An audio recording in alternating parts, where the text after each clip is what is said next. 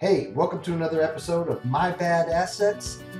Today, what I want to do is talk with you guys about some of the common FCRA violations. We're going to go through 9 of them in this video. Okay, let's get started, guys.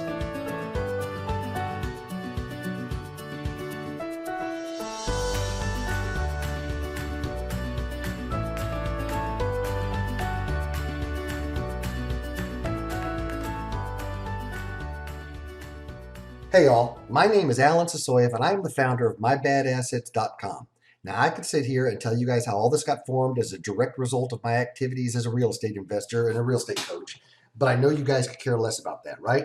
You guys want to learn about credit, credit repair, and how to perfect your credit, don't you? I mean, truth is, you could care less about me. You want to know how I can help you fix your credit so that you can get the things you want out of life, like, new car, maybe purchase a home, or just the peace of mind knowing you have the credit you need if you've got some sort of emergency for yourself or your family. Am I right? Well, it just so happens that due to the activities I do in real estate, I have become a credit perfection expert. And I do mean credit perfection. Here at mybadassets.com, guys, we don't play around with credit repair. I mean, I really believe credit repair by itself is pretty useless. So many times I see people who get credit sweeps done, and sure, all the bad marks on their credit are gone, but you know what? Now they're left with a blank file, and guess what? That doesn't help you guys either.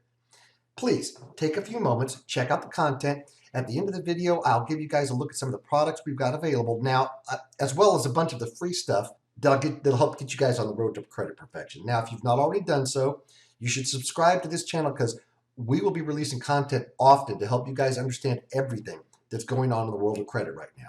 You can subscribe by clicking the button right down there to the right. Other than that, like I said, take a look at the video, ask questions and comments, comment in the comment section.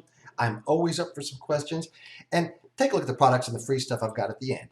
Also, generally I'll mention free stuff that you can get just by watching the videos. The link for that is also going to be at the very end of this video, so watch it to the end and you can get the link there. We're all in this together, guys. So whatever I can do to help you guys, I'm happy to do so. So you guys want to learn about some credit? Let's learn about some credit, shall we? The Fair Credit Reporting Act is part of a larger law called the Consumer Credit Protection Act. It was passed in 1970, and in general, it provides protection against either misuse or misreporting of your credit information. Mostly, it's all about what happens when creditors or collectors or credit reporting agencies make mistakes. See, you guys already know if there's an error on your credit report and it's negative, it's going to cause a lower credit score, which can cause denial of credit or it can cause higher interest rates, and you can even get denied from loans, that stuff. It's important for you to know when the FCRA has been violated so that you can take action and get those negative marks removed from your credit report. In a nutshell, the FCRA governs the behavior of credit reporting agencies, the credit bureaus. In a nutshell, the FCRA governs the behavior of the credit reporting agencies, that is to say, the credit bureaus. It also governs the behavior of businesses that report information to the credit bureaus.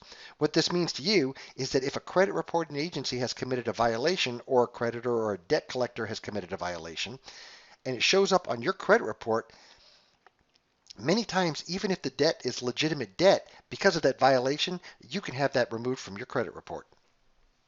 There are 9 categories or subcategories of the most common violations of the FCRA. I'm going to list them here, and then we'll take a slide for each one and talk about each one individually. They are furnishing and reporting inaccurate information, and within this setting, there's 2 subheadings as well, which are furnishing and reporting old information and mixed files.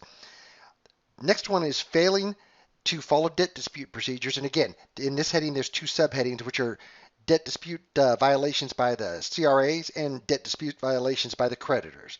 Then we have some privacy violations, we have illegal credit report requests, and then withholding notices.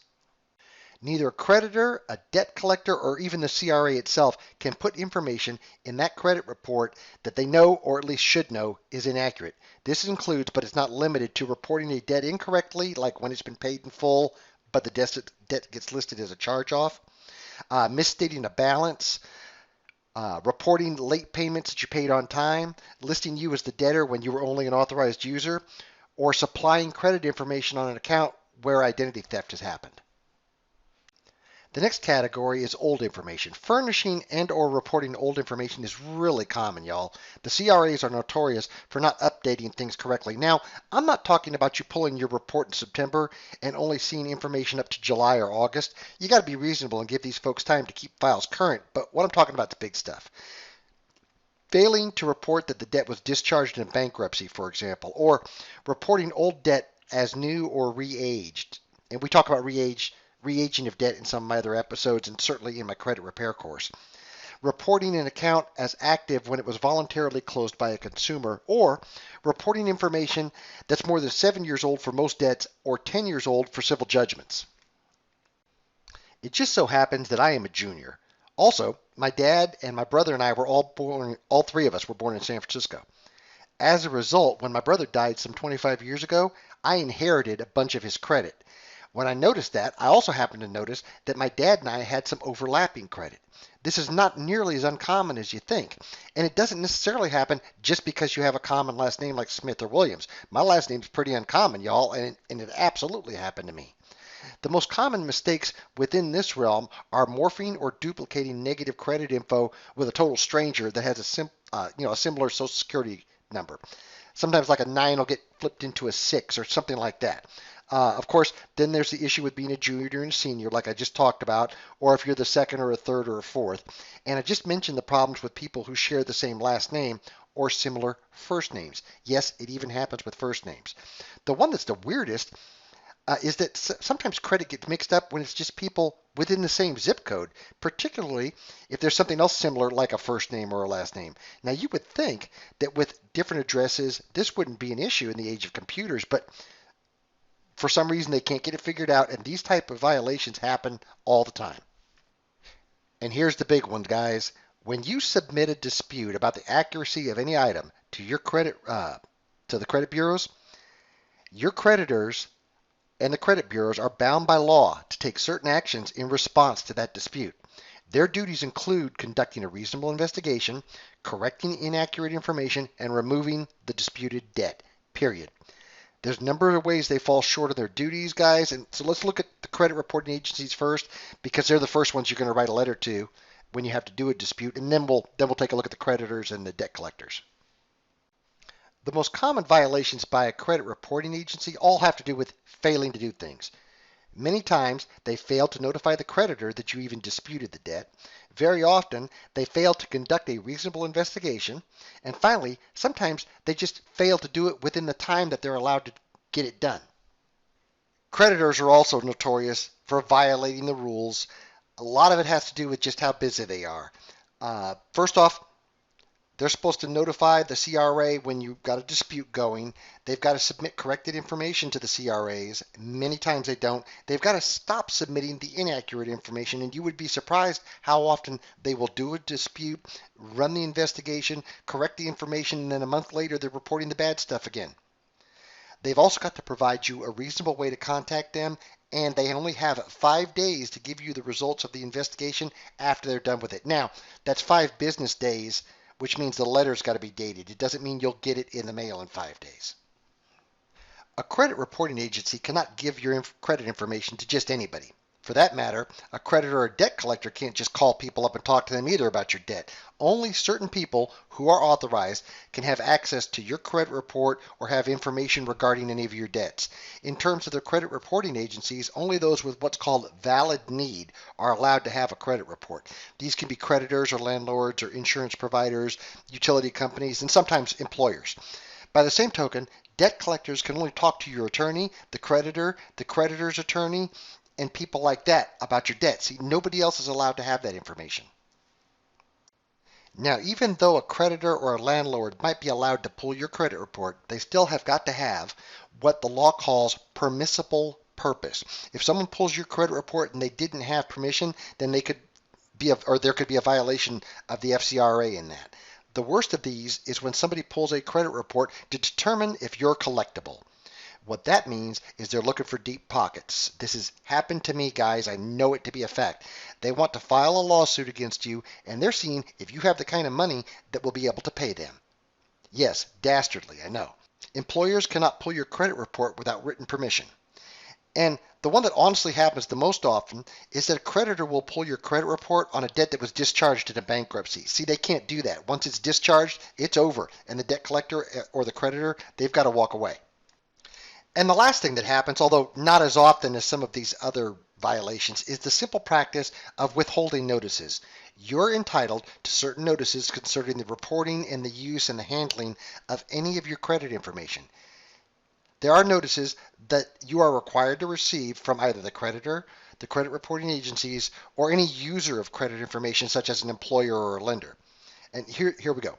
A creditor must notify you when it supplies negative information to a credit reporting agency. They must provide you with your credit score if it was used as part of any sort of credit decision. They must notify you of your right to dispute inaccurate information, and they must notify you of your right to obtain a free credit report. Now, a user of credit information, including the creditor itself, must notify you of a negative decision based on your credit report and must identify the source of the credit information it's obtained. In other words, they've got to tell you if they pulled the report from Experian or TransUnion or Equifax or from somebody else. Okay guys, as I pointed out at the beginning, we've got some products available for purchase. You'll notice I don't do any hardcore sales technique. I generally speaking make my money coaching people in real estate investing. Yes, there's products. Yes, they're for sale.